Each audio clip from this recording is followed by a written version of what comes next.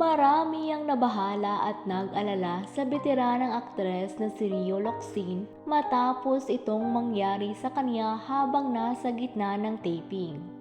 Hindi lingid sa marami na sa likod ng makina at glamorosong mundo ng showbiz ay isang napakahirap at napakadelikadong trabaho.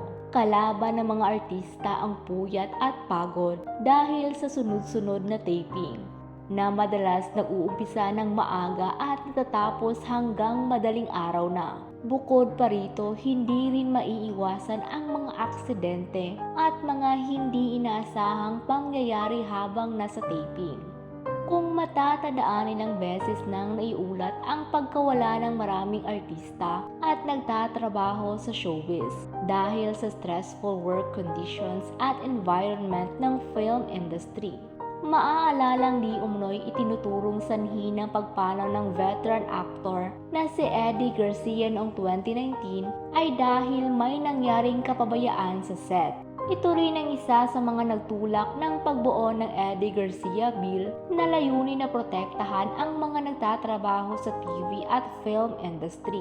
Kaya naman muling kinalampag ng netizens ang TV and film industry matapos nilang mapanood ang video ni Miss Rio Locsin na umiiyak habang nasa set ng kinabibilangan nitong kapuso series na Black Rider. Sa video na kuha off-cam mula sa set ng Black Rider, makikitang halos hindi na makahinga si Rio dahil sa pag-iyak. Hindi naman iniwan si Rio ng bida ng Black Rider na si Ruru Madrid na inaalo siya habang humahagulgol sa pag-iyak. Pero maraming netizens at fans ni Rio ang umalma dahil wala man lang medic o medical personnel na nag-a-assist kay Rio. Napansin kasi ng netizens na tila hindi na makahinga ng maayos si Rio. Ayon pa sa netizens, baka raw inaatake ng hika si Rio. Lalo pang nag-alala ang maraming netizens dahil 62 years old na si Rio o senior citizen na ito. Isa si Rio o Maria Teresa Rosario Garcia Navy Israel sa mga natitirang batikang veteran actress ng kanyang henerasyon. Kaya naman marami ang hindi mapigilang mag-alala kay Rio dahil kamakailan lang ay namaalam na rin ang kasamahan niya na si Jacqueline Jose. Samantala, kasunod ng pag-viral ng video niya na umiiyak off-cam, agad na naglabas ng pahayag si Rio kung saan pinabulaanan niya ang lahat ng espekulasyon ng netizens. Unang-una, ipinaliwanag niyang kaya siya umiiyak dahil nadala umano siya sa eksena.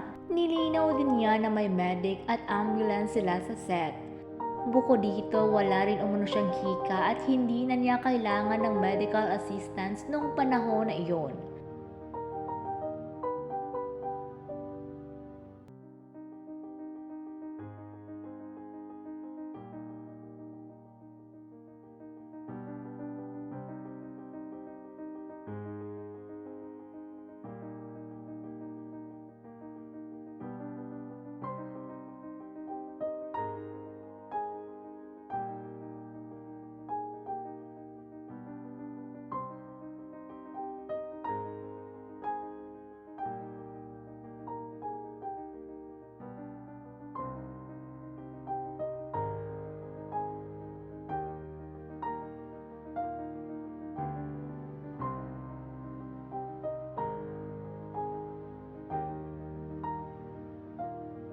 Sa huli ay sinabi naman ni Rio na talagang bigay todo sila sa pagbibigay ng emosyon at nararamdaman nila. Ngunit minsan hindi raw talaga nila mapigilan na madala.